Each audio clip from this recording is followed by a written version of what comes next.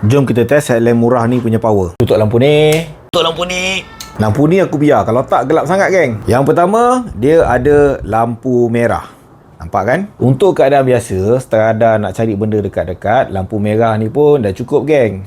Bila kita tutup, boleh tahan juga gelap kan. Dia ada juga lampu ultra low dia ni. Ultra low 6 lumen, boleh bertahan 140 jam, tapi tembak sejauh 15 meter je. Senang cerita kalau nak jimat bateri, bolehlah pakai dia ni. Ini pula 100 lumen, boleh bertahan 12 jam, tembaknya sejauh 70 meter. Untuk pergerakan biasa aku di dalam hutan ketika mendaki gunung pada waktu malam, 100 lumen ni dah memadai. Ni 100 lumen.